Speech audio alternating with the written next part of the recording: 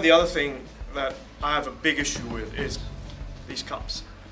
Not this one, because we've got a 100% compostable cup today for today's event. But I have an issue with takeaway cups where they actually have an element of plastic and people are not aware of it. Disposing of it, we're still creating an issue. I'm glad you brought it up. Most Kenyans are not aware of this. The fact that, yes, there was a ban on plastic bags, but the bags that are in the market are still plastic. And from the perspective of the industry, they are not recyclable nor biodegradable, and a lot of people seem to think that.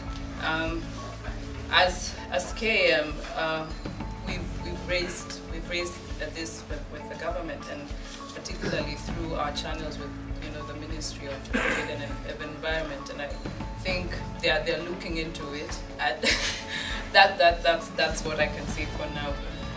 Concerning our initiative, to answer your question, within the PET subsector, you're most welcome to join. And apologies that you have not been included, but yes, we've been working with recyclers.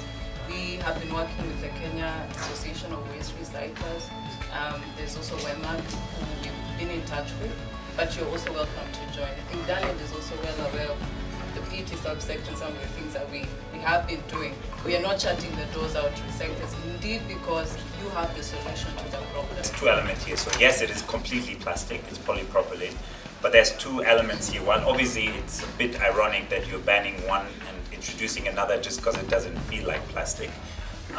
But keeping that in mind, there is one upside, one improvement in the non-woven polypropylene bags, for the simple reason that I think a lot of supermarkets were giving out plastic bags for free. And yes, plastic bags are more recyclable than non-woven polypropylene bags, but even they can be recycled. There are one or two local markets here. It's obviously, if that capacity matches the supply in the market is a different question, but they are recyclable, but it's more difficult. But the one upside in this, the ironic upside is, let's call it the greed of the supermarkets, because they were like, great, we don't actually need to now supply bags for free, and those were massive costs to the supermarket. Because of the ban, and because the non-woven ones are slightly more expensive than normal plastic bags, they took that as an opportunity to actually charge for those bags. So for the simple reason that they're being charged for, people tend to reuse them, even though some of them are very thin, slightly more, and generally consumption is lower because people have to pay for it. So it's more the element of people having to pay for it that has led to less kind of pollution of those new bags in the environment than before. But the underlying issue of this still being plastic and being less recyclable is still there. You feel like it's all in vain, because you've segregated all the trash here, everything, it's all organized, and this trash guy comes and puts everything in one truck, and it all goes to the landfill.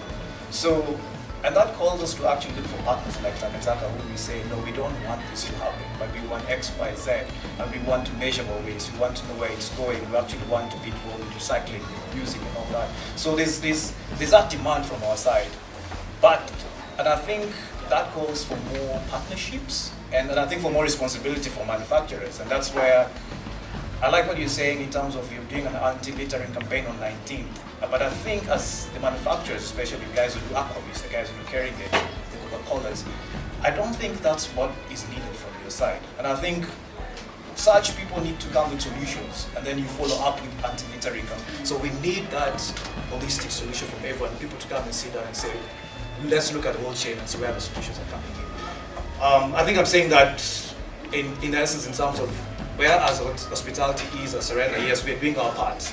But then at the end of the day, you realize, why am I spending a lot of time here and people are not doing other things on their side? So it calls for partnerships, and it calls for people to actually be very proactive in terms of getting solutions. So right now we're working with the World Bank on their Climate Tech Diffusion Program, and we've identified a number of value chains in the recycling sector. We have a few pilots that we've rolled out, and we're trying to map out what are the shortfalls, where do we need investment, and we're trying to kind of paint a bigger picture of waste management in the country so we can create an entire holistic system, as Richard said. So Clean Green Kenya basically is an industry-driven initiative.